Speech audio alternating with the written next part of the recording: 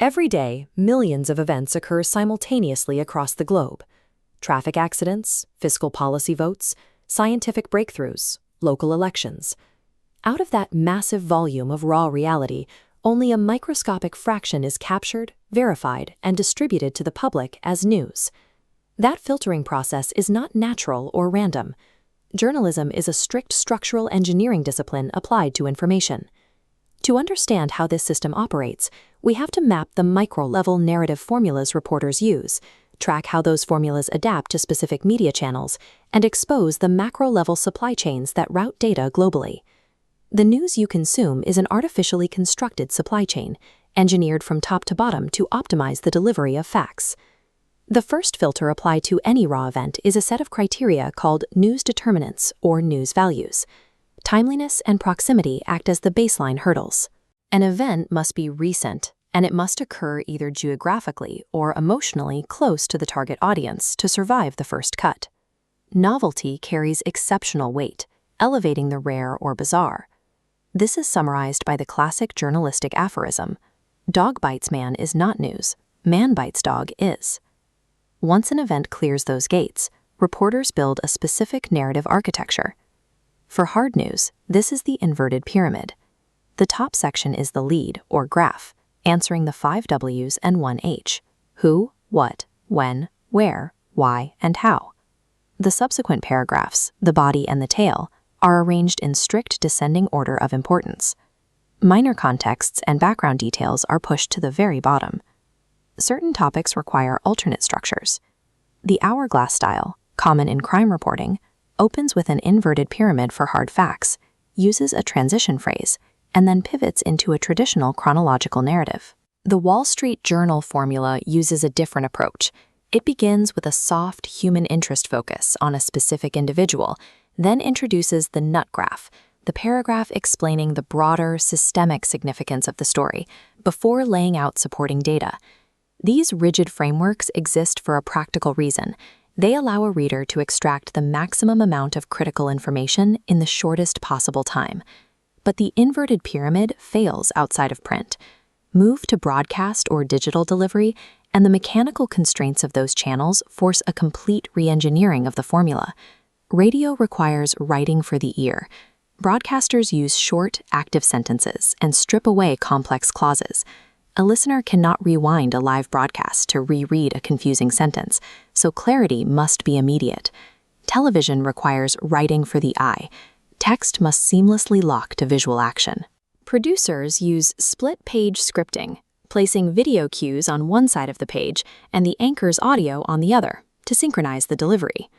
The most basic television broadcast structures are the reader, where an anchor reads a script without accompanying video, and the VO, or voiceover, where the anchor speaks over running footage.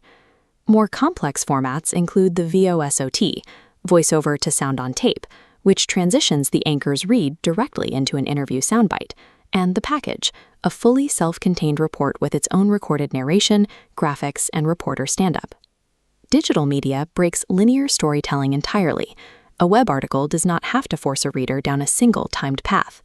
Hypertextuality allows journalists to embed links directly into the copy, connecting readers instantly to primary sources. Combined with multimediality, a single layout can fuse text, data infographics, video, and audio into one interactive space. This requires an invisible layer of structural writing, SEO optimization. Digital reporters must weave primary keywords naturally into H1 and H2 header tags, so search engine algorithms can index and rank the story. The syntax of a news story is dictated entirely by the cognitive limits of the audience and the mechanical features of the screen, speaker, or page delivering it. Before any of these structures reach the public, they pass through a final filter. Editors perform gatekeeping, filtering out weak stories entirely, and condensation, cutting excess text to fit tight layout or broadcast deadlines. For print, this involves the presentation layer. Editors use desktop publishing software to manage typography, adjusting fonts, line spacing, and headline types to maximize readability. A unique editorial problem arises when information must cross language barriers. A direct, literal translation often strips a story of its localized meaning. To solve this, international editors use transcreation.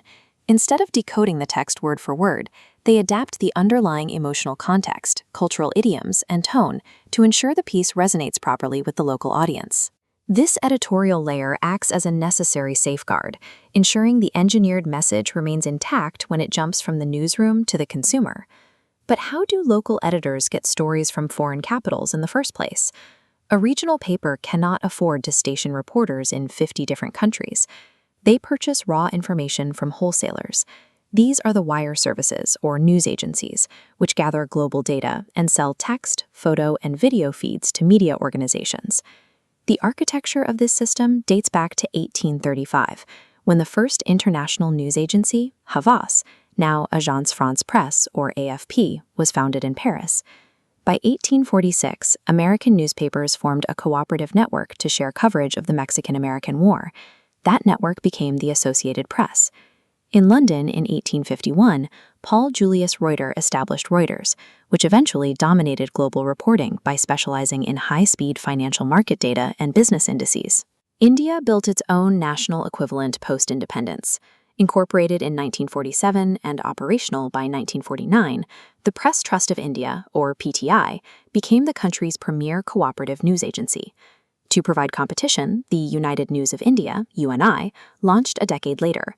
Both agencies expanded their reach by establishing dedicated language services, like Bhasha for PTI and Univarta for UNI. This competitive ecosystem was briefly dismantled during the 1976 emergency, when the state forcibly merged PTI, UNI, and smaller multilingual agencies into a single government-controlled entity called Samachar. They split back into independent services only after the emergency ended. The modern result is a global information supply chain, heavily dependent on a very small number of massive, historically entrenched data hubs. That reliance creates a severe geographic bias. Information flows vertically, generated by major hubs in the global north and distributed downward to the global south. Post-colonial media scholars argue that this system enforces Western news values globally, resulting in coverage of developing nations that over-prioritizes political coups and disasters while ignoring steady progress.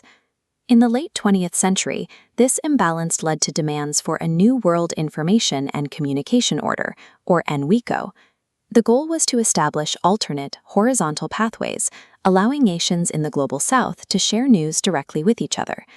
This spurred the growth of development journalism, championed by alternative agencies like Interpress Service, which ignores elite political conflict in favor of reporting on long-term socioeconomic growth, agriculture, and public health. As outlined in this exam matrix, journalism is an engineered product.